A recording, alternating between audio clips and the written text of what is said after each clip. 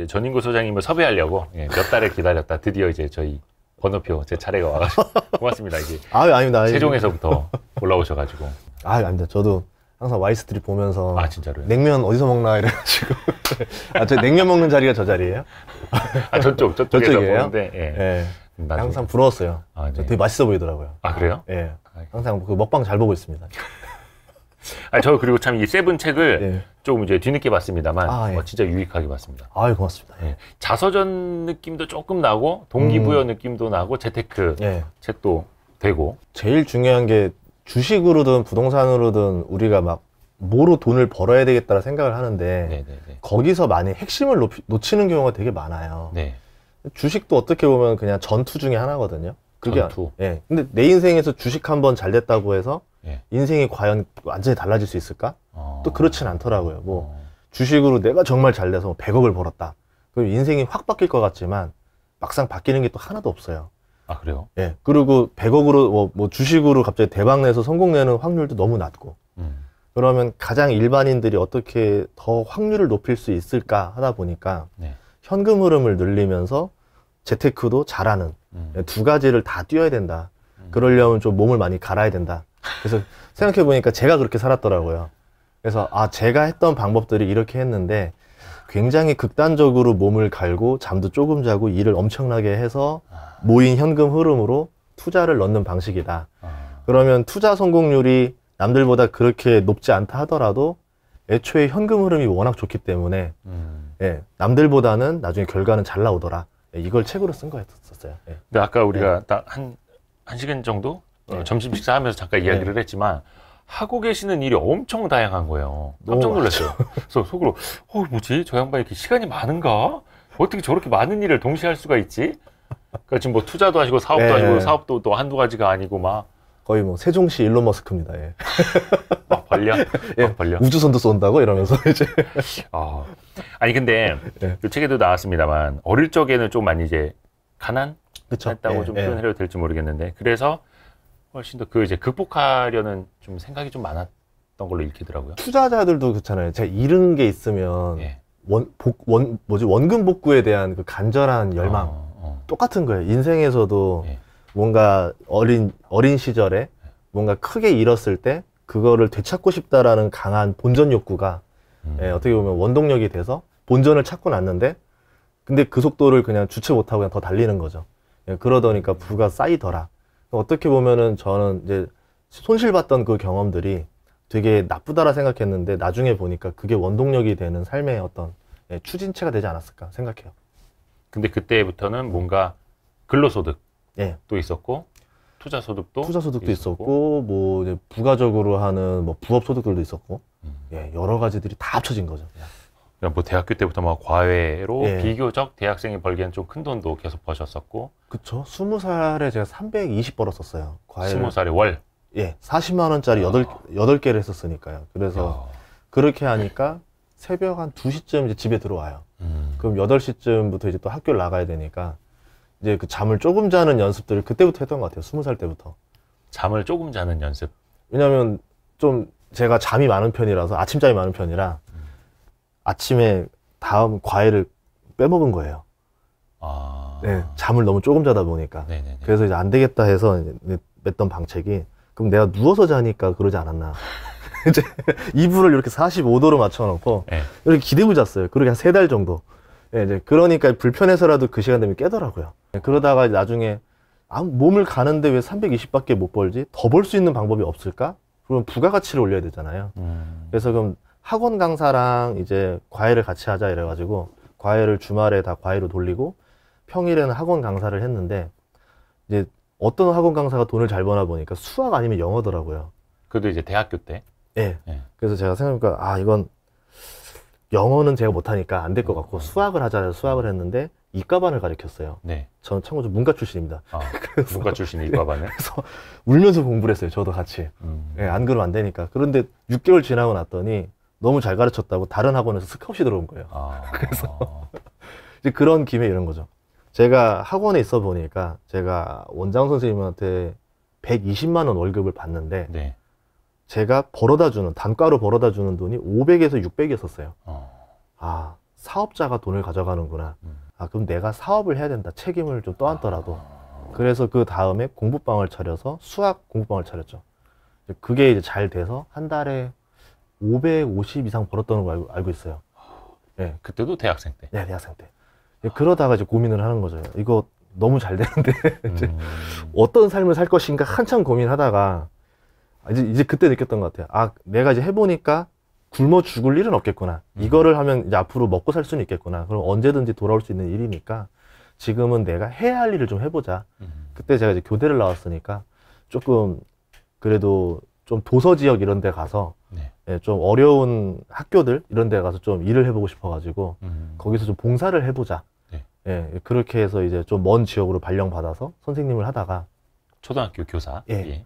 그러다 보니까 이제 군대를 가야 되는 일이 벌어지죠. 네, 네. 생각해보니까 그때 월급이 병장이 10만 원이었었어요. 그렇죠. 그럼 2년 동안 갔다 오고 나면은 이게 아무것도 안 되는 거예요. 집에다가 돈을 보내줄 수도 없고 뭐 다 그냥 인생이 꼬여버리겠더라고요. 그러다 보니까 찾아보니까 이제 학사장교라는 게 있어서 네. 3년 3개월이지만 길죠. 네. 대신에 돈을 준대요. 학사장교가 ROTC인가요? ROTC 말고 이제 졸업생들 대상으로 하는 게 있어요. 아. 네, 대학생 때는 편하게 다니고 아. 네, 이제 졸업하고 나서 하는 건데 3년 3개월인데 그거를 가다 보니까 어떤 게 돈을 더 많이 주냐니까 해군을 제일 많이 준대요. 함정수당이라고 생명수당이 더 본다 해서 네. 오케이 이제 이래가지고 이제 거기에 갔더니 그때 이후로 천안함 터지고 연평도 포격사건 터지고 김정일 사망사건 터지고 제가 있었던 데가 연평도 백령도였고 아. 예, 제일 좀 빡세게 하다 왔죠. 그러면서 네. 사람이 죽기 전에 뭘 할 수 있을까 이제 그 고민을 하고 살았던 것 같아요. 뭐 그 배에서 그런 사건이 터지니까 살아나온다는 생각을 못했던 것 같아요. 근데 제가 마침 재테크 쪽에 워낙 관심이 많았고 21살부터 했었고 시중에 나온 재테크 책들을 거의 다 읽어봤었던 시절이어가지고 그럼 저걸 잘 정리한 책이 하나 필요하겠다. 그래서 그때 책을 냈었는데 배에서 냈었거든요. 그 책이 배 타면서 그걸 쓴 거예요, 책을? 네. 근데 배에서는 컴퓨터가 안 되니까 손으로 써요. 그러면 이제 나중에 나와가지고 육지로 나와서 제 이제 퍼스널 컴퓨터 있을 때 거기다 네. 타이핑하고 네, 이제 그렇게 했는데 그 책이 베스트셀러가 됐던 거예요. 그게 내 월급 사용 설명서라는 책이었는데 네, 그게 잘 되면서 이제 좀 재테크 작가의 길을 가게 된 거죠. 진짜 다양한 일을 하셨네. 다 해봤죠. 예. 세상에서 배우면 언젠간 쓸모가 있다라는 생각으로 계속 배웠는데 조금씩 그런 기회가 생기더라고요. 근데 그 책 내용에도 있는데 네. 그런 표현을 쓰셨더라고요. 네. 시간의 양은 공평할지 몰라도 시간의 질은 불공평하다. 다르죠. 그 어떤 의미일까요? 쉽게 얘기하면 우리 시급이라고 하는 것들도 있잖아요. 네. 똑같이 8시간 일했는데 어떤 사람은 8만 원을 받아가고 어떤 사람은 20만 원을 받아갈 수가 있어요. 그러면 그 회사에서 저 사람에 대한 시급을 책정하기를 저 사람이 하는 일의 질, 업무의 질이 다르다라 판단하기 때문에 더 높은 시급을 부여하는 그쵸. 거거든요. 예. 그러면 내가 똑같은 시간을 가진다 하더라도 얼마나 이거를 가장 생산성 높게 활용할 거냐. 그러니까 우리는 너무 시간을 자유롭게 쓰는 것 같아요. 노는 것도 자유롭게 쓰고 뭐 공부하는 것도 그냥 다 시간이고 시간이라는 개념을 보는데 그거를 얼마나 밀도 있게 압축을 하냐에 따라서 인생이 바뀌더라고요. 그러면 그것만 잘하면 재테크를 굳이 크게 성공하지 않아도 남보다 부를 가져갈 수 있다. 그래서 제가 한번 테스트를 해본 거예요. 그냥 저를 대상으로 해봤어요. 17년 동안. 그랬더니 괜찮더라고요. 젊은 시절에서부터는 약간의 뭐라 해야 되나 결핍에서 오는 동력이었을까요? 27살에 1억을 모으는 게 목표였었어요. 27, 1억. 예. 그 이유는 27살에 한 푼도 못 모은 친구들이 되게 많아요. 그렇죠. 그러면 제가 예를 들어 대학은 대학대로 다니고 대학 끝난 이후부터는 계속 이제 알바를 해서 계속 번 돈을 가지고 1억을 모으면 제가 이제 27살에 부모님한테 1억을 들여서 가게를 하나 차려드리고 그러면 저는 다시 0원으로 시작하는 거예요. 그게 이제 제가 봤을 때 친구들보다 출발점이 늦은 사람이 할 수 있는 목표였던 거죠. 네. 그래서 부모님이 스스로 1억 가지고 가게를 운영하면서 생활비를 벌 수 있게 만들고 그러면 제가 이제 남들과 달랐던 마이너스 요소를 해결할 수 있는 거고 네, 네. 이제 저는 27부터 0원으로 시작하니까 친구들이랑 똑같은 출발선이 그제서야 되는 거다. 그래서 몸을 2배로 갈았던 것 같아요. 근데 27살 되고 나서 남들이 똑같이 사는 게 아니라 그 2배로 사는 거를 계속 하다 보니까 30살, 35살 될수록 계속 벌어지는 거죠. 무리와 같은 속도로 달리면 안정은 가능할지 몰라도 발전이나 추월은 불가능하다. 예. 남과 다른 속도를 굉장히 강조하시더라고요. 그렇죠. 속도의 이야기를 되게 많이 했을 거예요. 예. 예를 들어서 뭐 남들이 그냥 저축 예금을 한다 쳐요. 네. 은행 이자 4%짜리 받는 예금을 한다. 그럼 저도 열심히 일해서 4% 예금에 투자를 한다라고 하면은 영원히 부자가 될 수가 없겠죠. 그러면 남보다 더 높은 수익률을 내야 되기 때문에 우리가 주식을 하는 거고 부동산을 하는 거고 계속 뭐 다양한 스타트업을 뭐 연구하고 부업을 하는 이유들이 네. 그 속도를 이겨내려고 하는 거예요. 대표적으로 3천만 원을 모은다고 했을 때 한 달에 100만 원을 저축할 수 있으면 30개월이 걸립니다. 네. 2년 반이 걸리는데 만약에 제가 뭐 좀 더 추가 소득을 낼 수 있다라던가 뭐 다른 방식을 한다라고 하면은 10개월 만에 3천만 원을 만들 수 있다. 그럼 저 친구는 30개월에 한 번 투자할 때 저는 30개월에 3번 투자할 수 있어요. 그럼 애초에 이미 들어가는 양이 다르기 때문에 부가 쌓이는 속도가 바뀌어 버리는 거죠. 네. 예, 그런 의미였었던 거예요. 그래서 그것도 이제 2개의 시간으로 또 표현을 하셨고, 예. 그러니까 일의 시간과 휴식의 시간을 갖는 사람, 일의 시간과 자본의 시간을 갖는 사람. 일도 원체 이제 잠을 줄여가면서 열심히 하셨고, 예. 거기에다가 이제 자본 투자도 계속해서 병행을 하셨던 거고. 예. 우선 예를 들어서 제가 여기 여의도 살았을 때 얘기인데 네. 이화여대 쪽에서 근무를 했었었는데요. 거기서 이제 퇴근하고 나면 이제 딜레마가 있어요. 퇴근하고 나면은 어떤 사람들은 광화문에서 송도까지 출퇴근하시는 분들이 있더라고요. 그럼 길바닥에서 벌써 저는 4시간에서 5시간을 하루마다 버리는 거예요. 네. 그럼 그 시간을 생산에만 투입할 수 있다라 그러면 더 높은 부가 수익을 낼 수가 있잖아요. 네. 그래서 가장 가까운 데 살아야 된다 해서 저는 이제 여의도에 살았었던 거고 이대 앞에 못 살겠더라고요. 왜요? 너무 부끄러워서. 아, 분위기 좋은데? 아니 너무 예, 남자들이 별로 없어가지고 쑥스러워서 못 살았어요. 예, 근데 여기는 예, 강이 있어서 여기서 살았었거든요. 살아갔는데 문제는 와 김밥이 한 줄에 5,500원 하는 거예요. 여의도 물가가 엄청 비싸죠. 네, 살인적이잖아요. 국수 하나가 벌써 12,000원 하던 때가 여의도에 있었잖아요. 3, 4년 전만 해도. 네. 그래서 이랬죠. 그거 안 사 먹겠다. 그러다가 가장 보니까 그 버거킹이라는 데가 있어요. 네. 버거킹은 여의도를 하더라도 더 비싸게 받지는 않더라고요. 프랜차이즈는 얼추 비슷하니까요. 네. 예. 그래서 프랜차이즈에서 거의 끼니를 다 해결했어요. 그리고 집에서 요리를 하고 나면은 사람이 퍼져요. 재료를 사오고 요리를 하고 먹고 설거지하고 나면 잠깐 쉬고 싶잖아요. 네. 시간도 2시간 정도 걸리겠지만 사람도 퍼져버리니까 예. 그날 내가 뭘 더 부가적인 일을 해야겠다는 의지가 꺾여버려요. 그럼 오자마자 가방 던지고 그대로 나와서 버거킹 가서 햄버거에 커피 한 잔 마시고 다시 또 이제 24시간 카페 많거든요. 여의도 장사 안 되는데도. 그거 가지고 컴퓨터 놓고 커피 한 잔 더 시켜서 먹고 이제 일을 하는 거죠. 그렇게 한 새벽 2시, 3시까지 계속 일하고. 근데 그것도 예. 얼추 조금 자본이 쌓이고 있을 때 아니에요? 쌓이고 있을 때인데 계속 그렇게 해보면 계속 유지가 되더라고요. 그러니까 이게 가속 페달에서 발을 안 떼고 안 되는 거죠. 그 속도로 계속 가는 네. 거예요. 그러니까 제가 좀 뭐냐면 개인의 삶을 위하면은 벌써 뗐을 것 같은데 이게 사람이 어디까지가 한계인지를 한번 알아보고 싶은 거예요. 그래서 그래야 책을 쓰잖아요. 아, 해봤더니 2시간 자면 안 된다. 사람 쓰러진다. 이제 뭐 그렇죠. 해봤더니 한 4시간까지는 괜찮은 것 같다. 아니면 제가 세븐이어도 뭐냐면 7년 정도 이제 그 급가속 페달을 밟았던 게 7년인데 군대 제대하고 나서 7년 만에 어떻게 사람이 그 자본을 가장 빠르게 모을 수 있는지를 한번 해보고 싶었던 거예요. 임상 테스트를 해보고 싶었던 거고 책을 쓰고 나서는 아 이제 좀 쉬자. 이제 좀만 쉬자. 이렇게 된 거죠. 근데 진짜 그게 쉽지 않은 건데 이 책 내용에도 그걸 쓰셨는데 경제적 자유를 얻기 위해서는 잃어야 하는 것도 많다. 간절함이 없다면 그냥 평범하게 살아라. 이렇게 또 이렇게 직설을 하셨더라고요. 제가 그 대학교 때가 보면 친구들이랑 저랑 너무 많이 달랐어요. 친구들은 수업 마치고 나면 매일 술을 먹어요. 1차부터 7차까지 마셔요. 계속. 네. 매일매일. 너무 부러웠어요. 근데 이제 생각을 해본 거예요. 저렇게 하고 나면 남는 게 뭐가 있을까? 별로 없는 거예요. 네네네. 마찬가지로 또 여행도 되게 많이 다니잖아요. 네. 여행도 처음에는 되게 부러워 보였는데 시간이 지나고 나서 보니까 너무 젊은 나이에 여행에만 치중하고 나면 저것도 좀 안 부러운 것 같은 거죠. 그래서 저 여행을 언제 했냐면 제가 실질적으로 많이 다닌 건 30살 이후에 그때부터 여행을 다니니까 이미 벌써 제가 뿌려놨던 돈들이 현금 흐름이 계속 들어오니까 여행을 돌고 와도 돈이 줄지가 않아요. 이럴 때 여행은 좀 즐거워졌죠. 근데 젊을 때는 그걸 구축하기도 전에 돈을 다 쓰고 나서 마이너스 만든 다음에 해버리니까는 이제 따라잡을 수가 없죠. 그리고 사람이 대학 때가 시간이 제일 많았던 것 같고, 그쵸. 그 다음이 군대 때였던 것 같고, 또 그 다음이 이제 회사 취업하고 신입사원 때가 의외로도 시간이 많아요. 근데 다만 몰라요. 그때는 다 서로서로 몰라요. 나중에 이제 회사에서도 어느 정도 우리 말로 짬밥이 좀 쌓이고 나면 네. 시간이 아예 없어요. 여유가 없어요. 그린 다음에 결혼을 하잖아요. 시간이 더 없어요. 그쵸. 또 애 낳고 하면. 네. 네. 그래서 젊을 때 미리미리 만들어 놔야 된다. 근데 어떤 사람들은 그렇게 생각해요. 아, 돈 많아서 뭐 네. 그렇게 살아서 뭐해. 재미가 없잖아. 뭐 즐겨야지. 네.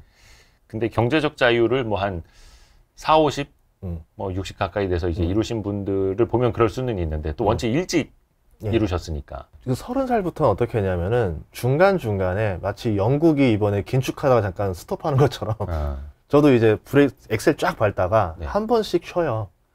이제 보상을 해주는 거예요. 이번에 요거 프로젝트 끝나고 나면은 해외여행 하나 가자. 그래서 티켓팅을 하나 끊어놔요. 그러고 나서 거기 가서 진짜 노는 게 아니라 이제 노트북 갖고 거기 가서 일을 해요. 그래도 어쨌든 해외를 가게 되니까 관광도 하고 일도 하고 이러면서 이제 여행을 조금씩 늘렸어요. 그래서 1년에 한 4개국씩은 갔던 것 같아요. 30살 이후부터는. 코로나 전까지는 뭐 이제 거의 뭐 여권 도장 거의 많이 받아서 교체해야 될 정도로 많이 돌면서 이제 좀 그거를 저의 투자로 이제 승화를 시켰죠. 여행을. 그렇게 해서 더 이제 시너지가 나중에는 났던 네. 거고. 예전에 그래서 추천해주고 싶은 것 중에 뭐냐면 우리 생각만 조금 바꾸면 네. 시너지 날 것들이 되게 많이 있어요. 대표적으로 연애할 때 시간을 많이 허비하는데 네. 그거를 허비하는 시간이 아니라 둘이 생산을 하는 시간으로도 바꿀 수가 있는 거예요. 연애하는 사람이랑 둘이 같이 뭐 일을 해볼 수도 있는 거고 아니면 연애하는 사람이랑 둘이서 여행을 가는데 재테크 여행을 가볼 수도 있는 거예요. 임장. 네, 임장. 근데 이제 뭐 이제 임장 데이트 많던데. 많이 해요. 네, 많이 시대가 많이 하더라고요. 바뀌었네요. 예전에 젊은 친구들이. 임장 데이트 하면 다 차였어요. 그래서, 뭐 저런 막. 그래서 네이버로 다 조사한 다음에 예. 눈으로만 다 스캔하고 조용히 저만 조용히 스캔하고 아 이런 동네구나 정보 저장한 다음에 다시 와가지고 다시 조사하고 이랬었는데 아니면 모델하우스 데이트도 괜찮아요. 커피도 공짜로 주고. 세종시 살았잖아요. 아, 그때 세종시가 많았겠다. 아무것도 할 수 있는 게 없었어요. 근데 영화관도 없어가지고 네. 밥 먹고 커피 먹는 거, 커피 먹고 밥 먹는 거, 아니면 저 먼데 가서 영화 하나 보는 거, 저 대청댐 가는 거 이런 거밖에 없는 거예요. 네. 그러지 말고 우리 저기 밥 먹고 좀 걷자. 모델하우스 가서 걷자. 거기 인테리어 되게 예쁘다. 그러면 이 사람과 저와의 미래를 설계해 볼 수도 있는 거고. 네네네. 가면 아메리카노 공짜로 주거든요. 그쵸. 네, 그거 먹고 이제 디자인 또 싹 보고 이제 마지막으로 그 곽 티슈랑 네, 꽉 주죠. 주방 용품 받아오고. 그러니까 그 주방 타월 같은 것도 주고 네. 막. 근데 그때 제가 이제 쉐어하우스 같은 것도 할 때여가지고 그 인테리어 공부가 되게 도움이 많이 됐어요. 투자할 때. 아파트 청약할 때도 도움 많이 돼요. 보면 다 달라요. 집마다. 수납 공간이 좀 집중을 한 아파트, 안방이라던가 방 크기에 집중한 아파트, 거실에 집중한 아파트 이런 것들이 다 보이면은 나중에 청약 경쟁률이 다 빅데이터로 쌓이잖아요. 네네. 아, 수납 공간이 경쟁률에 그렇게 많은 요소를 주는구나. 아파트도 위치가 학교 앞에 있거나 아니면은 되게 상가 아주 바로 앞에 있더니 이 정도의 경쟁률이 나오는구나. 나중에 보면 그 프리미엄도 다 다르더라고요. 네. 이 데이터들이 막 1년, 2년, 3년 쌓이고 나면은 대략적으로 이제 느껴지는 거죠. 아, 이번 아파트는 내가 무조건 청약을 넣어야 된다, 안 넣어야 된다. 이런 게 뜨죠. 그거 여쭤봐야겠다. 책에 보니까 네. 스승님을 네. 많이 강조하시더라고요. 예. 또 책에 보니까 스승님 두 분이 계셨다고 아, 하시더라고요. 예. 한 분은 양양 스승님일 거고, 한 분은 제가 과외했을 때 부산의 양아버지 분이었을 것 같은데, 예. 그때 제가 과외를 처음 구할 때, 입학도 전인데 이제 면접을 보러 오래요. 네. 그러더니 처음에는 과외 전문 강사, 두 번째는 부산대 공학 박사, 예, 세 번째는 대학교 입학도 안 한 저. 아, 떨어졌다 당연히 생각했죠. 좀 부잣집이었나요? 예, 부잣집이었죠. 건설회사 사장님. 그랬더니 부잣집 네. 과외 그것도 면접을 보는구나. 네, 근데 세 번째였는데 어쨌든 다음날 전화가 왔어요. 저를 뽑아주더라고요. 나중에 알았더니 네. 눈빛이 제일 마음에 들었대요. 간절하니까 시켜본 거예요.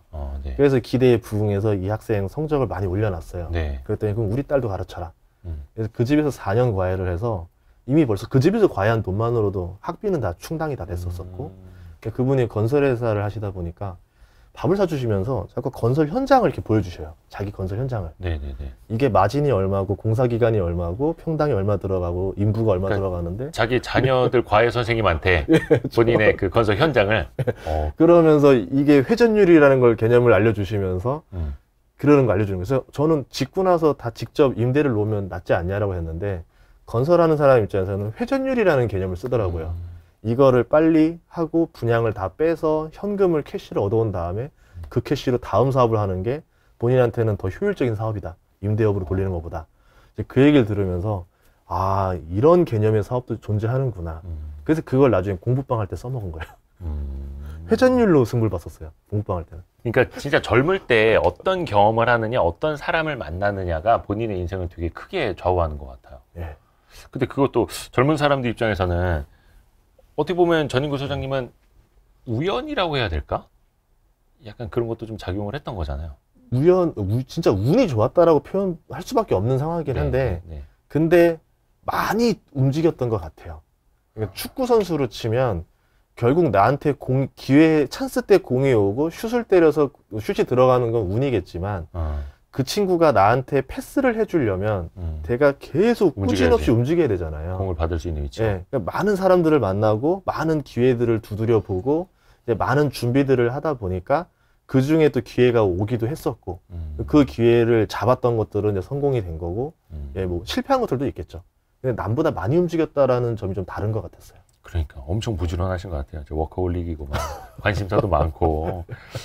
양양 스승님은 어떤 강연회에서 블로그로 만났었어요. 블로그로 이제 하셨었다가 나중에 이제 사람들이 많아져서 이제 소년소녀 가장을 돕자. 예, 그래가지고 제가 그 소년소녀 가장을 찾는 멤버로 예, 들어가서 이제 좀 발굴을 하고 있었었다가 이제 내 주식장이 좋을 때는 또 사람들이 많다가 주식장이 나쁠 때는 사람들이 또 쫙 줄어들어요. 그때는 이제 그냥 본인 별장에서 1년에 2번씩 모여서 그냥 우리 그냥 이야기나 하고 이제 그때 알려주셨던 거예요. 그렇게 이제 기다렸었던 멤버들이 다 잘 됐죠. 다 잘 됐어요. 다 부자가 된 것 같아요. 그러니까 그때 제가 너무 막내였는데 두 번째 막내랑 저랑 14살 차이 났었으니까 이제 저 빼고 다 차가 외제차로 바뀌더라고요. 그래서 느꼈어요.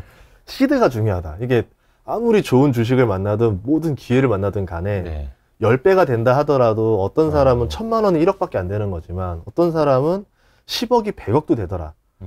그러면 기회를 만나는 게 중요한 게 아니라 기회를 만나기 전에 내가 얼마나 시드를 많이 만들어 놓을 수 있느냐도 정말 중요하더라고요. 그때 더 이제 워커홀릭이 됐던 것 같아요. 그래서 계속 책에서도 강조하시는 게 좀 소득을 다양화하는 거. 현금 흐름을 꾸준히 좀 다양하게 만들어 놓는 거. 그래서 그것도 지금도 그렇게 하고 계시는 거고 막 사업도 하시면서. 예, 사업하면서 워렌 버핏을 많이 참고한 것 같아요. 투자랑 사업을 한 회사에서 같이 하잖아요. 그러면 투자가 잘 될 때도 있고 안 될 때도 있더라고요. 특히 스태그플레이션 그 1974년에 워렌 버핏이 보유했던 주식들도 한 33% 정도 다 박살이 났었어요. 그럼 이 사람이 어떻게 해결을 했는가 봤더니 본인이 보유했던 사업들, 그러니까 자회사로 편입시켰던 회사들이 캐시가 너무 좋으니까 거기서 캐시가 계속 들어오는 거예요. 주식 뭐 내가 보유한 평가액이 떨어졌다 한들 캐시는 계속 꾸준히 쌓이니까 나중에 이거를 대규모로 또 매수할 여력이 생기더라고요. 아, 그래서 캐시 나오는 사업이랑 투자를 병행해야지 그 약점, 투자의 가장 큰 약점이 지금 같은 이 불황장에서 이걸 보호해 줄 수 있구나. 그래서 좀 그런 형태로 사업을 하고 있습니다. 그래서 저는 뭐, 그러니까 투자 자체는 성공률이나 뭐 수익률이나 이런 거 다 계산해 보면 약간 양양 스승님 잘 만나서 운이 좋았다라는 거 하나 정도? 그리고 이제 좀 주식을 바라보는 관점이나 경제를 바라보는 관점을 잘 배웠다는 거 정도가 좀 운이 좋았던 거. 투자 수익률은 다 뭐 비슷비슷하겠죠. 예, 뭐 그냥 저도 뭐 양양 스승님이랑 거의 비슷한 수익률이 나오니까. 예, 그냥 뭐 그냥 그 정도에서 운이 좋았다라는 점들, 잘 나쁘지 않았다라는 거, 뭐 그 정도였던 거지. 나머지는 그 좀 빠른 젊은 나이에 현금 흐름을 되게 많이 늘려놓고 자본을 빠르게 쌓았다라는 거 하나, 예, 그 차이가 좀 컸던 것 같아요. 그 조금 그 주식 투자 이야기 좀 더 이야기를 들어볼게요. 예. 그 몇 번 이제 하셨던 말씀 같은데 OCI로 비교적 큰 돈을 버셨다고. 시멘트예요. 시멘트였나요? 예, 시멘트를 하다가 시멘트를 하다가 중간에 시멘트가 이제 정체기가 왔었어요. 네, 제가 네. 7년 보유했거든요. 네. 시멘트를. 그 중간에 제가 이제 배를 탈 때였는데 군대 태양광이 가셨을 때. 태양광이 좋다라고 해가지고 태양광 하다 보니까 OCI라는 회사가 마음에 들고 사업이 그때 되게 괜찮았었어요. 그러다가 이제 30만 원에 결제를 했어요. 결제가 뭐야? 30만 원에 매수를 했어요. 매수. 예, 평당가 때 평당가를. 그리고 배를 한번 타고 돌아왔더니 네. 66만 원인가가 돼 있는 거예요. 네. 너무 놀란 거예요. 아니 말도 안 되지 않냐 이렇게 급등하는 거 알아보니까 그때 일본의 원자력 발전소가 난리가 나는 바람에 태양광이 뜨지 않겠느냐. 그러니까 기업의 밸류나 이런 게 된 게 아니라 그냥 다른 일시적인 호재로 올랐기 때문에 다음 배 타고 올 때 가격이 어떻게 될지 몰라서 그냥 다 정리하고 돌아왔더니 난리가 나 있더라고요. 다시. 제가 역사상 최고점에 팔고 나온 사람이더라고요. 이제 그때 그래서 이제 좀 약간 시드를 좀 더 늘렸던 거죠. 그래서 이제 나중에 시멘트에서 보탤 수 있는 돈이 됐던 거고. 예. 그거는 조금 솔직히 운이 좀 운이었었죠. 그건 운이었었죠. 왜냐면 제가 OCI를 여쭤본 이유가 뭐냐면 OCI가 뭐 이른바 뭐 남자의 주식이네 뭐 이런 얘기도 있는데 OCI로 돈 번 사람을 찾기가 힘들어요. 그게 66만 원에서 2만 원까지 갔잖아요. 그게 OCI가 오를 때는 한 6개월, 길게 올라야 1년 좀 안 되게 오르고 떨어질 때는 3, 4년 떨어집니다. 그러니까 짧게 팍 오르고 떨어지네 슉 떨어지다 보니까 OCI 좋다고 해서 들어갔다 손해보신 분들 꽤 많거든요. 중국한테 완전히 밀렸죠. 그리고 우리나라 설비를 다 말레이시아로 넘길 정도로 그것도 말레이시아도 설비가 원래 있었던 게 아니라 도쿠야마를 인수했던 게 그때도 그냥 울며 겨자 먹기로 인수했던 건데 그게 거기서 잭팟이 날지도 몰랐던 거죠. 그러니까 어떻게 보면 OCI가 남자의 인생을 그대로 다룬 주식인 거예요. 66만 원에서 2만 원까지 가고 사업 다 망한 줄 알았는데 갑자기 말레이시아께 살아나면서 또 갑자기 폴리실리콘 가격이 올라가면서 아빠 아직 안 죽었다. 이제 거기다 하객지구 땅까지 개발하면서 이제 조금 더 꿈을 가진 중년의 가장 느낌? 그래서 좀 더 정이 가요. OCI 볼 때마다. 그래서 저 하객지구도 다 돌다 왔어요. 봤더니 부동산 경기가 이렇게 나쁘지 않았었으면 분양이 굉장히 깔끔하게 잘 될 땅들이에요. 위치 되게 좋거든요.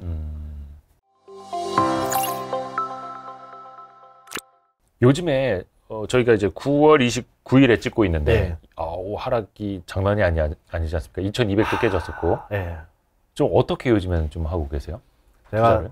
장이 나쁠 때는 계좌를 아예 안 열어봐요. 그냥 저걸 열어보는 순간 멘탈이 나간다. 그렇죠. 그래서 안 열어보고 다행히 워커홀릭이라 일이 많이 있어요. 그래서 그 일만 하러 다녀요.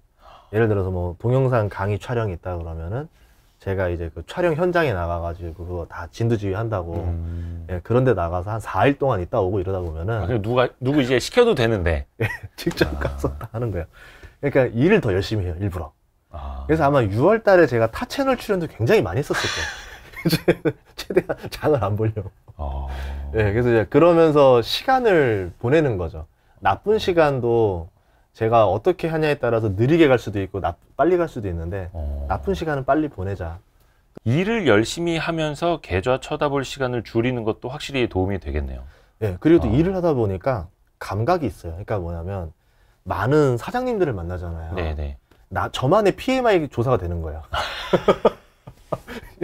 뭐지? 구매자 관리 지수. 왜 꺾여가지 벌써? 뭔가 약간 그 사장님들끼리 만나면 더 직원들과 있을 땐 다른 대화를 하잖아요. 뭔가 느낌이 다르다라는 걸 말을 해주는 거예요. 예를 들어서 아프리카 BJ들을 만났는데 별풍이 옛날 같지 않아요, 이런 거. 왜? 근데 뭐 아프리카 BJ 종류도 여러 개가 있으니까 서로 다를 줄 알았는데 아닌 거예요. 업계 1위 BJ인데도 별풍이 옛날 같지 않다, 꺾였다. 뭐 유튜브 슈퍼챗도 좀 꺾이고. 이제 이런 것들이 이제 들리기 시작하는 거예요. 뭐 그렇게 나올 수도 있고, 뭐 건설업 하시는 분인데 뭐 지금 뭔가 좀 상황이 다르게 돌아가는 것 같다. 이 현장 분위기랑 아직 지금 여론에서 나오는 분위기가 서로 약간 갭이 있더라고요. 그거를 파악하기 좋아서 사업을 직접 하는 이유들도 있어요. 그 아프리카 BJ 그분 만나실 때는 같이 연락 좀 주시고요. 남자입니다. 연락 안 주셔도 되고요. 알겠습니다. 농담이고. 근데 요즘에 특히 하락장에서 여러 해 하신 분들도 멘탈 털리고 막 이럴 때 손절해버리시고 내가 주식 투자를 왜 시작했나 한탄하시고 또 주변 사람 탓하고 이런 사람들 되게 많이 생겨나거든요. 그쵸. 좀 어떻게 보세요? 좀 조언을 해주실 만한 게 있을까요? 제가 2008년에 이미 벌써 다 봤던 모습들이라 가지고 이렇게 반복이 되죠, 항상. 똑같아요. 예. 2007년에 불장이었었어요. 그런 불장이 없었어요. 그러니까 그렇죠. 눈 감고 찍어도 다 오르던 장이고 STX라고 통하던 뭐 화려한 장들이었는데 네. 2008년에 그냥 다 난리가 났죠. 그러고 나서 사람들이 주식 다시 안 하겠다, 뭐 안 하겠다라고 하는데 2009년에 다시 또 급등을 해버리는 장이 오고 그때는 또 이제 좀 선별적으로 차화정 위주로 또 올라가고 그다음 2011년에 유럽 위기가 터지면서 사람들이 있죠. 네, 그럴 줄 알았다. 이제 이러면서 다시 또 떨어지고 그 다음부터는 가장 힘든 장은 그 장이었던 것 같아요. 횡보장. 박스피. 네, 안 움직여요. 그냥 아예 안 움직여요. 네. 한 4, 5년을 이렇게 있는데 그런데 그런 것들 보면서 내가 지금 돈을 잃었다고 탓할 게 아니라 하락을 했으면 다음번엔 언제 오를까? 근데 다음번에 오를 때 돈은 준비되어 있는가? 그러면 현금 흐름은 다시 어떻게 마련할 것인가? 그리고 이제 박스피다 그러면은 주식에 투자하는 것보단 부동산이 낫겠죠. 박스피 시절에 저는 이제 부동산 투자를 좀 많이 늘려놨었거든요. 부동산은 또 괜찮았었어요. 그래가지고 부동산 위주로 또 매수를 해놓고 또 그 돈이 흐르는 게 있더라고요. 2011년인가 12년 때 주식으로 돈 번 사람이 없던 시절이 있었던 것 같아요. 그때가 2012년이었던 것 같은데 제가 이제 증권사 지점장님이랑 밥을 먹으면서 얘기했던 게 우리 지점에서 돈 번 사람이 당신밖에 없다. 근데 중요한 건 저도 그때 수익률이 1%인가 밖에 아니었어요. 그러니까 이게 뭔 얘기냐면 우리 지점 고객 중에서 너 빼고 돈을 다 잃었다는 뜻인 거죠. 그렇죠. 그때 되게 충격 먹었어요. 이럴 수도 있구나. 그러면은 그때 보니까 채권 펀드가 연 수익률 20% 자랑할 때였거든요. 그럼 이때 채권을 해야지 내가 왜 주식을 하고 있었지? 이제 이런 것들이 나중에 복귀가 되더라고요. 그냥 돈의 흐름에 맞게 그 흐름에 맞는 투자가 이제 다음이 넥스트가 뭔지를 고민해야 되는 거지. 내가 어제 잃은 거, 그저께 잃은 게 지금 회복된다는 거를 그런 생각 안 했으면 좋겠어요. 원금 보전을 해야 된다라는 그 강한 열망이 꼭 그 주식으로 승부를 보겠다. 그러지 않았으면 좋겠어요. 거기다 물 타죠. 그리고 내가 산 가격에 너무 연연하지 않았으면 좋겠어요. 그러니까 OCI를 66만 원에 산 사람이 다시 본전을 기다리면은 언제 올지 몰라요. 자녀가 될 수도 있고 손자가 될 수도 있는 건데 그게 아니라 내가 그냥 이거는 잃은 돈이고 지금 내가 가진 돈이 10억에서 1억이 됐다. 1억을 가지고 다시 어떻게 2억을 만들 거냐, 3억을 만들 거냐, 그거부터 고민을 해야죠. 최근에 저희 채널에 그 임용환 박사님이 나와서 그 전쟁 역사 삼국지 아저씨로 유명하시는데 그분한테 이제 이야기를 많이 듣고 나서 보면은 뭐였냐면 조조가 적벽대전에서 대패하고 나서 한 일이 뭔 줄 아냐. 그리고 유비가 대패해서 일흥해서 다 이제 다 날리고 나서 제갈량이 바로 한 일이 뭐냐면 다 복구였었습니다. 조조 같은 경우도 돌아오자마자 다 대패한 상태에서 이민족부터 때려잡아요. 저기 제갈량도 돌아오자마자 유비가 사라지자마자 이민족부터 다 때려잡아요. 이민족을 잡는다는 게 다른 이유가 아니라 이민족에서 나오는 그 현금 흐름, 캐시를 확보하는 거예요. 그래서 빨리 복구를 하기 위해서는 더 많은 현금 흐름이 필요하다라는 거죠. 내가 예를 들어서 월급에서 한 달에 100만 원 버는 사람이 대패를 했어요, 주식에서. 그럼 다시 한 달에 100만 원 저축 갖고는 승부가 안 되니까 더 추가 소득을 늘리거나 이런 것들을 확보해서 한 달에 200만 원, 300만 원 만드는 현금 흐름을 확보하고 나서 다시 재도전을 해야죠. 회복을 빨리 해야 됩니다. 그게 되게 중요해요. 왜냐하면 주식이 하락장이 이 상태에서 박스피로 갔다 올라가는 게 아니라 V자로 갈 수도 있기 때문에 그때 내가 다시 원금을 얼른 만들어 놔야죠. 어떻게 될지 모르는 거니까. 그래서 진짜 현금 흐름, 이 일의 중요성, 이거 정말 이제 강조를 많이 해주시는 거고. 그리고 아까 잠깐 그 어떤 시장의 흐름에 맞춰서 좀 투자를 해야 된다 말씀을 해주셨는데 혹시 앞으로는 어떻게 될까요? 어떻게 보세요? 내년에는 채권 할 거예요. 저는. 그러니까 내년에 채권? 금리가 이제 하락기가 되면? 이제 올해 아마 지금은 채권이 인기가 있는데 벌써부터 채권을 준비하시는 분들도 있더라고요. 어차피 이제 4분기니까 슬슬 준비해도 나쁘지 않을 것 같고 내년 1분기에 해도 나쁘지 않을 것 같은데 채권 금리가 계속 내려가는 금리가 계속 내려가는 시기가 오지 않을까. 그러면 채권 ETF라든가 이런 것들이 나쁘지 않을 것 같아서 채권 투자 비중을 좀 많이 늘릴 것 같아요. 역시 이제 금리 하락기를 준비하고 계시네요. 한번 경험해 봤잖아요. 2012년에 주식 1등 수익률이 뭐 0%인데 채권만 20%씩 나오는 시장이면은 제가 주식에서 날고 긴다 해봤자 소용이 없는 거예요. 이 시장에서는. 근데 그거는 이제 금리 인상기 때 특히 이제 그런 측면이 있고 금리를 인하해주기 시작을 하면 주식도 좀 괜찮아지지 않겠어요? 제가 봤을 때 인하하는 시기가 박스피가 걸릴 수도 있다 보는 거죠. 횡보장에 걸릴 수도 있다. 네, 이제 그만큼 침체인데 이 유동성을 너무 과하게 풀어놨고 여기서 이제 빼야 되는데 그 빼는 시기가 굉장히 길어질 수도 있다라 보는 거거든요. 네. 만약에 그렇게 되면 횡보장이라 보는 거고 여기서 다른 기술의 혁신이라던가 뭐 친환경에 대한 다시 새로운 투자라던가 이런 게 되면서 빠르게 물가를 잡고 다시 국가가 정책적으로 돈을 확 투자를 한다. 그러면 2009년 장을 보는 거고요. 만약에 그렇지 않고 그냥 아래 공포가 그대로 와버린다라고 하면은 2012년 장을 보고 있어요. 그렇게 됐을 경우에는 채권이 오히려 훨씬 낫다 보고 그게 아니라 그러면은 내년에는 친환경 관련 투자들을 좀 더 늘려야 되지 않을까 이렇게 보고 있어요. 주식 중에서? 예. 친환경. 왜냐하면 한번 침체가 오고 나면 사람들은 돈이 별로 없고 국가가 주도적으로 지원금이나 보조금을 넣어주는 사업에서 유동성이 생기는 거거든요. 네. 그럼 뭐 수소라던가 태양광이라던가 전기차라던가 이런 쪽으로 다시 한번 돈이 돌고 난 다음에 그 다음에 이게 다시 전반적으로 퍼지지 않겠는가 그렇게 보고 있습니다. 돈이 돌 수 있는 분야. 예.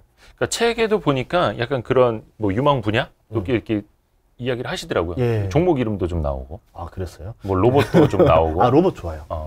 로봇은 내년에 맞아. 내년이 아니라 올해 준비를 해야 될 수도 있을 것 같아요. 실제로 로봇 관련주들 보면 이미 주가가 많이 꿈틀댔죠. 예. 네, 떨어지질 않고 되게 버티는 모습이 강하더라고요. 상대적으로 강하죠. 하락장에 해야 될 일 중에 하나가 예. 안 떨어지고 버티는 종목들을 찾아야 돼요. 안 떨어지는 이유가 대체 뭔가, 어떻게 저 하락장에 수급이 버티는 건가 이제 보면은 뭐 외국인들이 계속 사고 있다라던가 주가가 떨어지는데도 외국이 받치고 있다던가 이제 이런 것들이 있어요. 근데 특정 섹터가 그렇다라는 거는 그 섹터가 다음 상승장 때 주도주가 될 가능성이 있다는 거죠. 하락장과 상승장이 왔다 갔다 하는데 그때마다 차이점은 뭐냐면 다음 상승장에서는 주도주가 바뀌어요. 축구로 치면 왼쪽으로 한번 공격했으면 다음번에는 오른쪽으로 들어가요. 그렇기 때문에 그 하락장일 때 누가 지금 그 뛰어나갈 준비를 하고 있는지를 보는 것도 되게 중요하다는 거죠.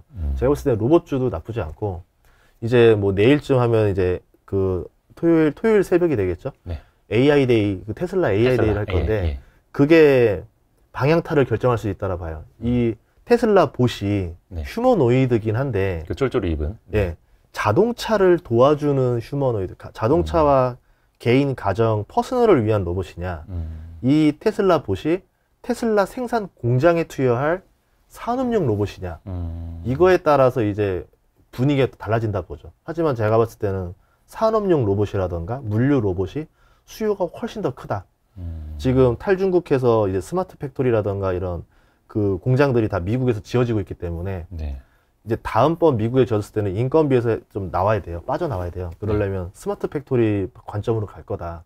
그럼 미국에서부터 스마트 팩토리 관련주들이 많이 성장할 거고 로봇이라던가 이런 수요가 커질 거고 그 다음에 한국에서도 뭐 그런 거 없을까 하면서 같이 올라가지 않을까.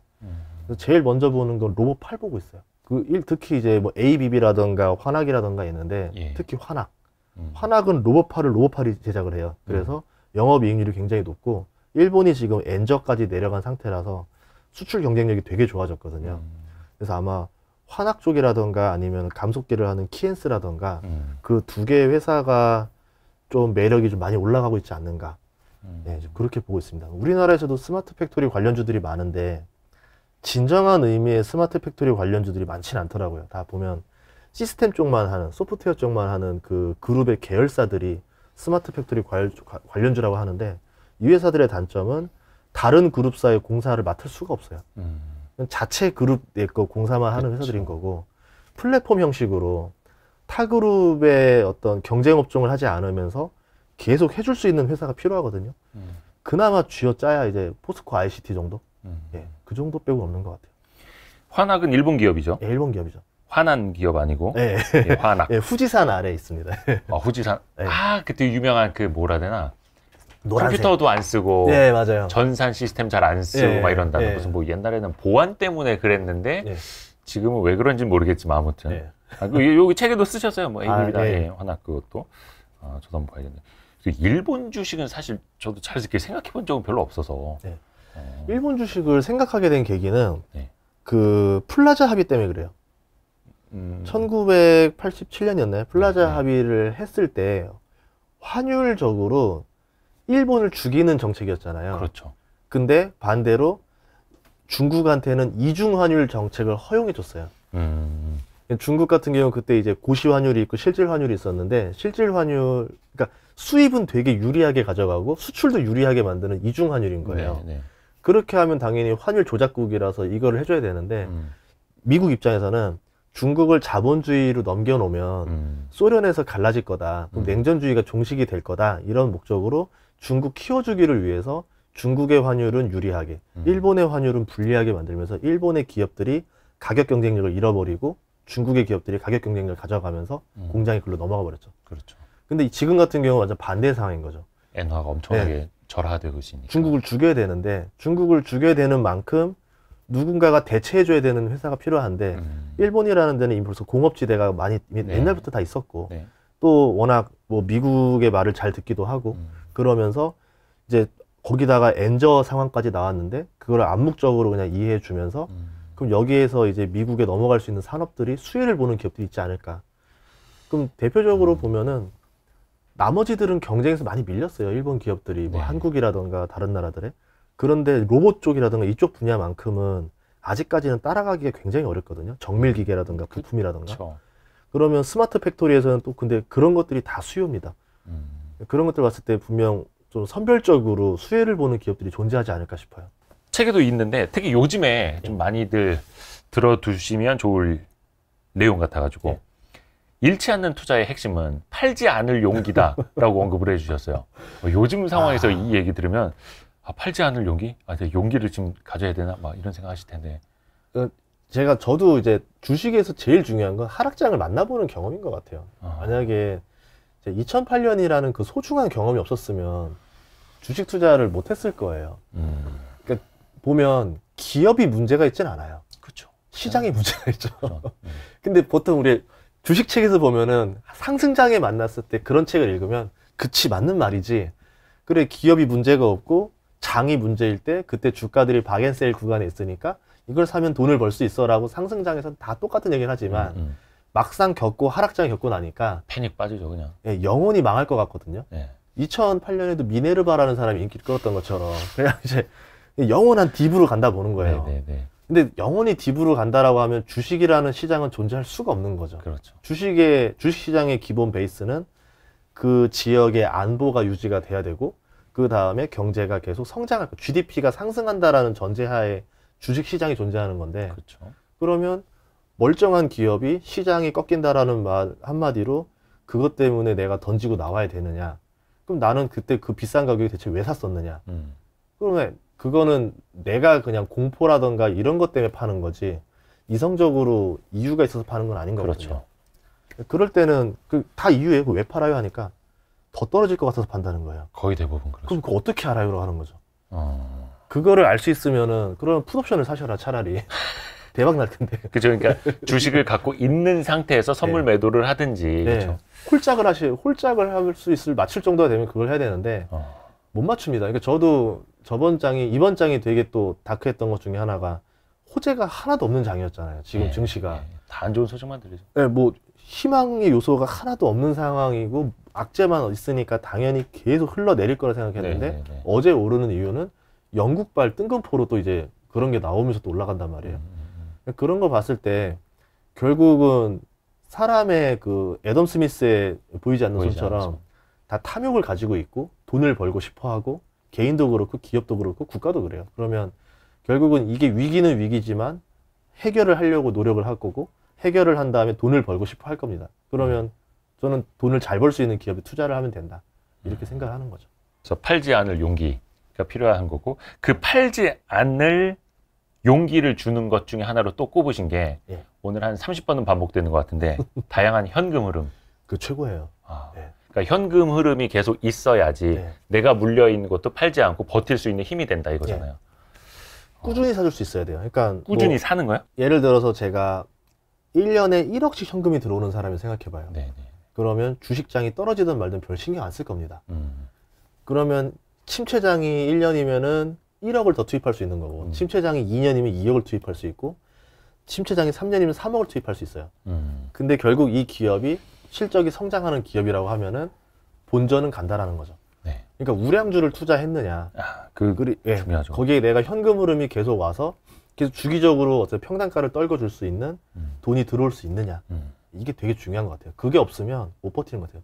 불량주를 사면 돌아오지 않으니까 그건 파는 게 맞고, 현금 흐름이 없는 사람들은 어쩔 수 없는 선택을 해야 되는 게 심리적 안정을 위해서 일부 매도하고 현금 비중을 쌓을 수밖에 없어요.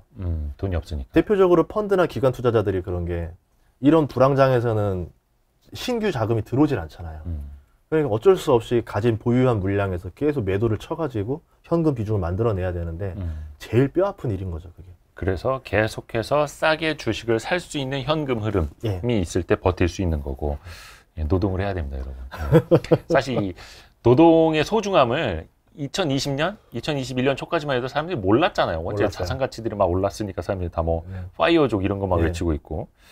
근데 정작 전인구 소장님은 경제적 자유를 얻고 나서도 더 열심히 일을 하고 있는.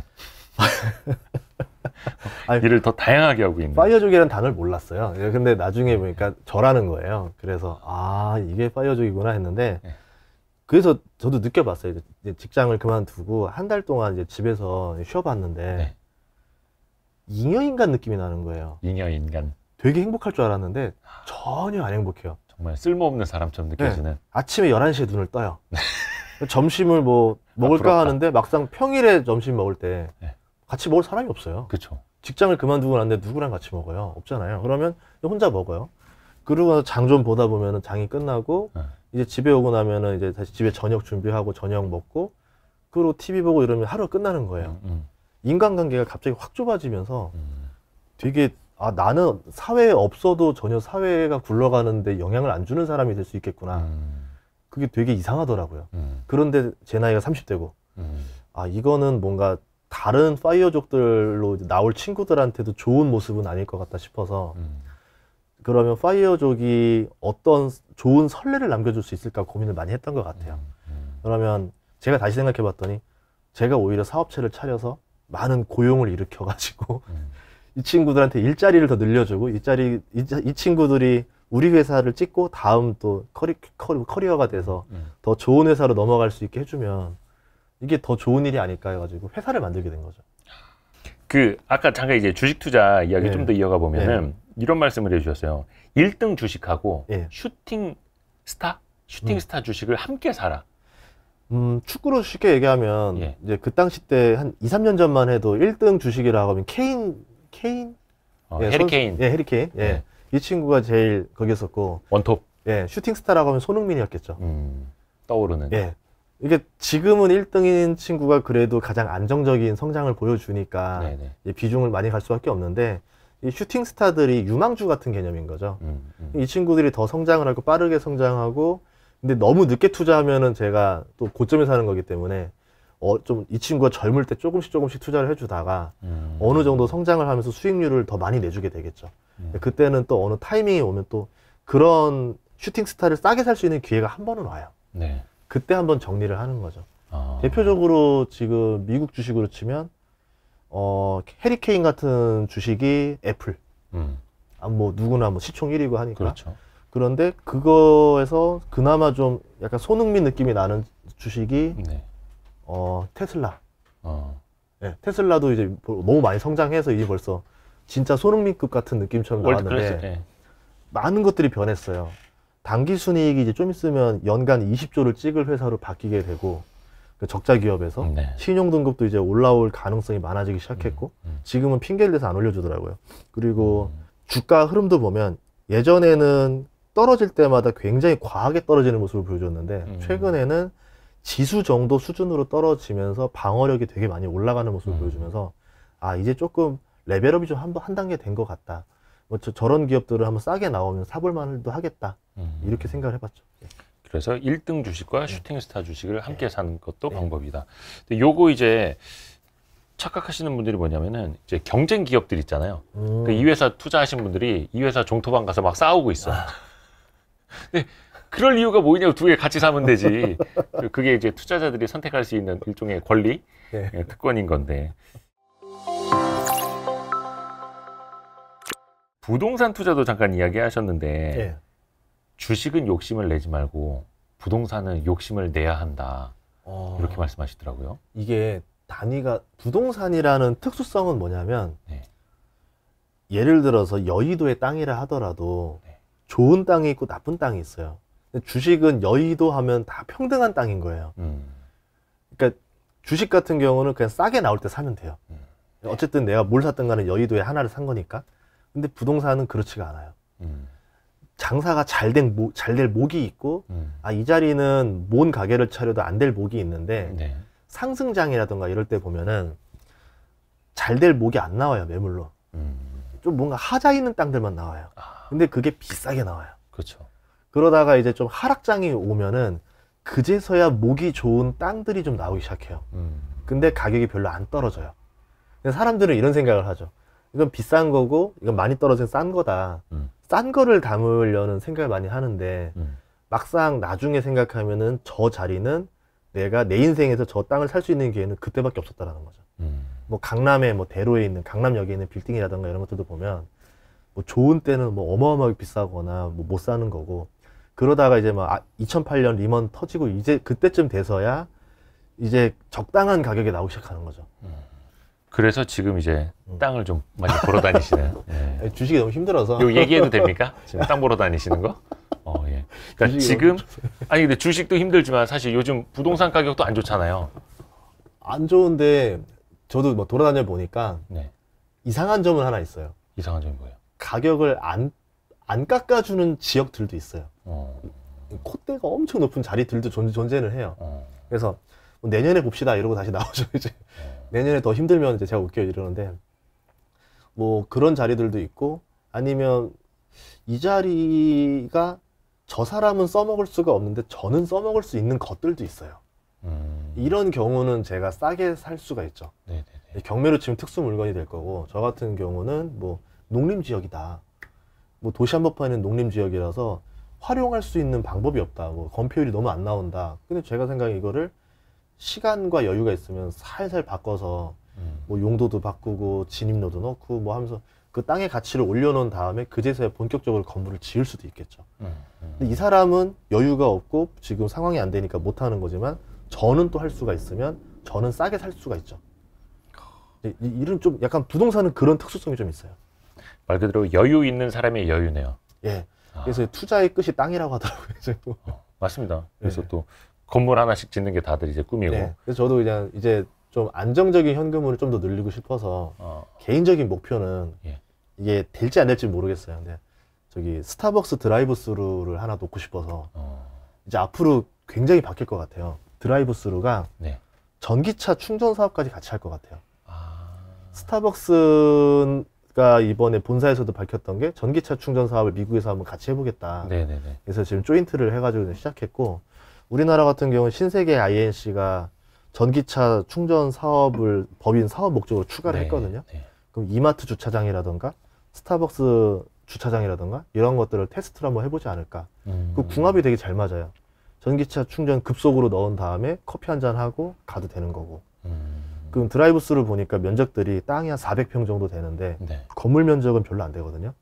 건폐율이 남아 돌아요. 그럼 거길 주차장으로만 잘 활용하면 전기차 충전소, 우리로 치면은 주유소 사업이 되는 거죠, 일종의. 그렇죠. 주유소에 편의점이 있고 세차장이 있고 이런 뜻이.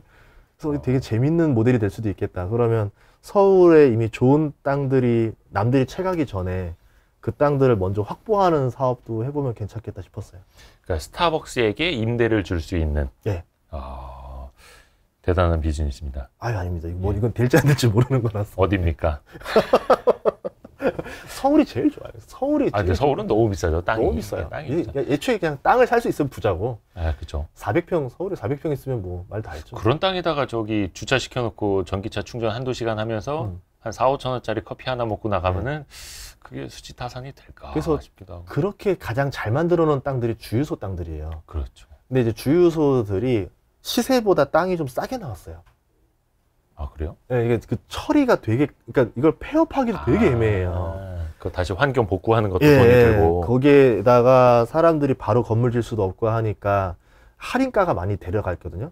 근데 그럼에도 불구하고 주유소 땅들이 스타벅스 스루 같은 드라이브 스루 하기에는 또 최적의 위치들을 가지고 있어요. 그렇죠. 그러면 좋은 땅들을 싸게 살 수 있고 당장 급한 게 아니라고 하면은 전환을 좀 위해서 그런 매물들을 알아보는 방법도 있을 것 같아요. 그 뭐 부동산 시장 또 이제 관심 계속 갖고 계시니까 예. 또 많은 분들이 요즘 좀 부동산 특히 이제 아파트 이런 거 좀 안 좋아서 고민들 하시거든요. 예. 또 올라갈 때 올라가는 대로 걱정, 떨어지면 또 떨어진 대로 걱정인데 약간 그쪽은 좀 어떻게 보세요? 아마 뭐 집값 떨어진 걸로 피해 본 거는 제가 1등이지 않을까 싶긴 한데. 아, 그래요? 왜요? 떨어진 곳곳마다 집을 다 갖고 있어요. 동탄, 세종, 대전. 아니 근데 그건 얼마에 샀느냐가 싸게 중요한 됐죠. 거지. 고점 대비 고점 대비 하락 맞은 걸로는 뭐 작년 네. 대비 올해 뭐 이런 식으로. 네, 그렇게 치면은 뭐 저도 어마어마하죠. 아, 그만큼 많이 올랐다가 조금 떨어지는 거 아닙니까? 그래서 저도 이제 그래서 집값에 대해서 많이 이제 예의주시해서 보면은 네. 그 규제 해제하는 정도로는 분위기가 돌아갈 것 같지는 않아요. 우선 대출 금리가 너무 무서워요. 그렇죠. 그러니까 예전에 2007년에도 아파트 담보대출이 7% 8% 했었거든요. 네. 근데 그때는 집값이 올랐어요. 왜 그랬냐면 아파트 가격이 1억 2억밖에 안 되니까 이자 7% 내봤자 그 순 이자는 그렇게 크지 않았는데 이제 한 10몇 년 지나서 보니까 월급은 그렇게 오르지 않았는데 집값만 10배 가까이 올라버린 거예요. 그럼 거기에서 이자가 이제 5% 6%를 찍어버리면 이제 맞벌이 부부라 하더라도 한 명 월급으로 이자도 감당이 안 되는 상황이 되는 거죠. 맞아요. 그러다가 한 명이 육아휴직이라도 해버리면 이제는 뭐 정말 손 빨고 살아야 되는 상황이 되는 거예요. 그러느니 안 사는 게 낫다라고 보는 거죠. 집값이 오를 때는 영끌을 하든 뭐 하든 욕심을 내서라도 해보려고 하지만 집값이 오르지 않고 이자만 올라가는 상황에서 누가 욕심을 내겠어요. 이제 공포를 느껴버리는 거죠. 그러면 그 분위기들이 전환될 때까지는 좀 당분간은 어렵지 않을까 싶습니다. 아, 그러게요. 또 이제 오늘도 부동산 이야기까지 쭉 이렇게 예. 했는데 아무튼 오늘 그 전인구 경제연구소 전인구 예. 소장님하고 이제 처음으로 함께 했고요. 차이정원? 예. 차이정원 출판사에서 책을 예. 또 몇 권 보내주셔가지고 혹시 예. 책 내용 중에서 가장 강조하시는 거 하나 우리 퀴즈로 내주실 만한 거 있을까요? 어떤 거? 제가 여기서 네. 부의 열쇠로 네. 가장 강조한 단어가 하나 있어요. 네. 출발선이 느린 사람이 네. 그러면은 이제 성공을 그 출발선 넘어가려면 중요한 게 이거다. 제가 봤을 때는 전인구 소장님이 늦게 출발한 것 같지는 않은데 결과적으로는 지금 보면은 굉장히 빨리 출발하셨고 그때부터 예. 진짜 가속을 하신 거고 힌트는 여러분 예. 가속 페달입니다. 가속 페달. 2007년에 제가 모은 돈이 3천만 원이 있었어요. 생각해 보니까. 네. 그게 그렇게 불어나는 거예요. 근데 이게 갑자기 불어나요. 그러니까 20살부터 27살까지는 고생은 고생대로 했는데 돈이 안 불다가 갑자기 딱 그때부터 막 올라가요. 예. 어떤 뭐에 집중했던 것들이 이제 성공하면서 이제 그것들이 이제 다 돈으로 환산돼서 들어오더라고요. 근데 이거는 노파심에 드는 예. 생각인데 약간 이제 그 두 글자를 강조를 하시면 예. 많은 분들이 조바심을 낼 수 있어요. 계속 비교를 하잖아요. 뭐 부의 추월 차선 막 이러면 더 막 이렇게 앞으로 나아가야 될 것 같고 그러면 또 무리를 하게 될 수도 있고 막 또 레버리지 잘못 썼다 또 잘못될 수도 있고 근데 그거를 한마디로 좀 정리를 좀 해주세요. 왜냐면 이거 수익률도 어떻게 보면 부자가 되는 열쇠일 수도 있지만 네. 그것도 이제 이런 말을 해요. 복리의 법칙이라 그래서 뭐 더 오랜 기간 동안 뭐 높은 수익률을 내면 복리가 커진다라고 하는데 저긴 여기서 하나를 더 하고 싶은 거예요. 네. 파이프라인 하나 더 깔아도 돼요. 예를 들어서 내가 뭐 100만 원을 가지고 4% 수익률 내는 거를 하고 있다 그러면 4만 원의 이자가 나오는 거잖아요. 네. 근데 내가 8만 원을 벌고 싶어요. 8% 수익률에 투자를 해야 돼요. 아니면 100만 원을 더 벌어서 4%짜리 두 개를 해도 되는 거예요. 네. 그래도 똑같이 8만 원이 돼요. 그러니까 지금 많은 사람들은 내가 추가 소득 늘리는 건 귀찮은 거예요. 우선 못해라고 단정을 해버려요. 없어, 안 해, 피곤해, 시간 없어 이렇게 돼버리는데 그거를 생각을 깨서 내가 파이프라인을 하나씩 늘리는 작업은 되게 고된 작업이지만 그것만 성공하면은 남들보다 그렇게 높은 수익률이 안 나와도 남들보다 더 빠르게 부가 이루어진다는 거죠. 그래서 이게 병렬의 개념도 좀 생각을 했으면 좋겠어요. 해서 좀 많은 분들에게 좀 진짜 도움이 되셨을 것 같고요. 전인구 소장님도 종종 뵙겠습니다. 고맙습니다. 고맙습니다. 예, 고맙습니다. 고생하셨습니다. 네.